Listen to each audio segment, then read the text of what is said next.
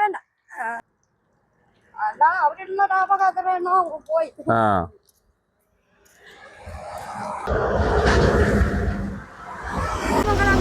നെല്ലിയോ വേറെ വെള്ളത്തിന് വഴിയില്ലല്ലോ, വേറെ വെള്ളം ഇല്ല. പഞ്ചായത്ത്. അയ്യോ, ആറാണെങ്കിൽ 1 കിലോമീറ്റർ താഴെ ഇറങ്ങി പോണത് കുഴിയാ. ഇറങ്ങിയൊക്കെ പോവാറ്. ഇപ്പൊ എനിക്ക് വയ്യാത്തോണ്ട് ഞാൻ പോകുന്നില്ല. ആനയും ശല്യമുണ്ട്. ആനയും കാട്ടുപോത്തും പന്നി ഭയങ്കര ശല്യം. പിന്നെ ഏജന്തുക്കളെ കാര്യം പറയണ്ട. എന്റെ പേര് സതി. റെയിൽവേ പുറമ്പോക്ക. ഞാനൊരു 47 വർഷം കൊണ്ട് താമസിക്കുന്നു. നമുക്ക് പഞ്ചായത്തിൽ നിന്നൊന്നും വീടും സ്ഥലവും ഒന്നും കിട്ടിയിട്ടില്ല. ഇവിടെ നല്ല ഓരോരുത്തർക്കും ഇറങ്ങിപ്പോകാൻ പറഞ്ഞാൽ ഇറങ്ങിപ്പോണം. ഞാൻ 44 വർഷം കൊണ്ട് താമസിക്കുന്നു. 44 വർഷം കഴിഞ്ഞു. കിണർ കെട്ടാൻ എല്ലാം പാട്ടയല്ലയോ? പട്ടയൊന്നുമില്ല. എനിക്ക് ഞാൻ സുഖമില്ലാത്ത മക്കളെ കുഴ തെറ്റി ഒരു 1.5 വർഷം കൊണ്ട് വീട്ടിൽ കിടപ്പാ. പിന്നെ ഇപ്പൊ ഇച്ചിരിച്ച വേണ്ടൂല. മക്കൾ 2 പെൺപിള്ളേര്. വെള്ളം ഇങ്ങനെ നമുക്ക് കിട്ടുന്നൊരു വെള്ളമേ ഉള്ളൂ. അത്രേ ഉള്ളൂ. എല്ലാ ദിവസവും ഉണ്ടോ? എല്ലാ ദിവസവും വരത്തില്ല. ഈ പൈപ്പ് പൊട്ടിപ്പോയാൽ പിന്നെ ഇല്ല. ഒത്തിരി വർഷങ്ങളായ പൈപ്പാ. എത്ര വർഷമായി കാണും? ഇപ്പൊ ഏതാണ്ടൊരു 25 വർഷം കഴിഞ്ഞിട്ടുണ്ട് ഈ പൈപ്പ് ഇട്ട്.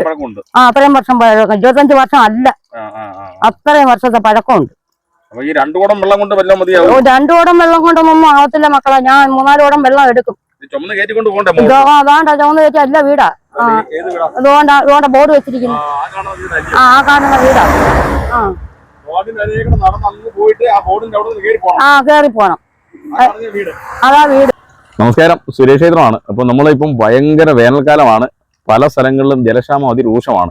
പക്ഷേ ഞാനിപ്പോ തെന്മലയിലാണ് നിൽക്കുന്നത്. തെന്മലയിൽ വരുമ്പോൾ നമുക്കറിയാം വനപ്രദേശമാണ്. പക്ഷേ ഇത് നമ്മുടെ സതികുമാരി എന്ന് പറയുന്ന അമ്മച്ചിയാണ്. തെന്മല കഴുകുരുട്ടിക്ക് ഇടയ്ക്കുള്ള സ്ഥലമാണ്. അപ്പോൾ അവിടെ വെള്ളക്ഷാമം രൂക്ഷമാണ്. വനപ്രദേശമായിട്ട് പോലും ഒരു തുള്ളി വെള്ളം പോലും ഇല്ലാതെ പൈപ്പിൽ നിന്ന് വെള്ളം എടുത്തുകൊണ്ടിരിക്കുന്ന ഒരു അവസ്ഥയാണ്. അതും വാട്ടർ അതോറിറ്റിയുടെ പൈപ്പ് എല്ലാ ദിവസവും ഇല്ല വെള്ളം. അവർ റെയിൽവേ പുറമ്പോക്കിലാണ് താമസിക്കുന്നത്. അതുകൊണ്ട് കിണറൊന്നുമില്ല, പാറയാണ്, കിണർ കുടിക്കാൻ പറ്റത്തില്ല.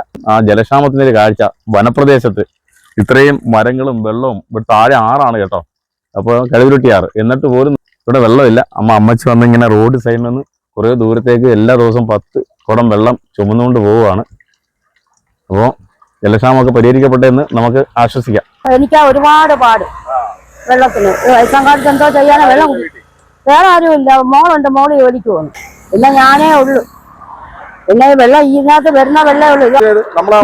ഇത് അപ്പുറത്തെ വീട്ടിൽ വിളിച്ച ഞങ്ങളും കോരിക്കൊണ്ട് പോകും. വെള്ളമില്ല തീർന്നു പോയാലേ എല്ലാം ചെയ്യുന്ന ഈ വെള്ളം. പക്ഷെ ഇത് ഞങ്ങൾ കുടിക്കുകയും പിടിക്കുന്ന വെള്ളം മാത്രം കുടിക്കും. വേറെ ഒരു വെള്ളവും ഇല്ല. ഇത് ഡാമിൽ നിന്ന് അടിച്ചു വരുന്ന വെള്ളം.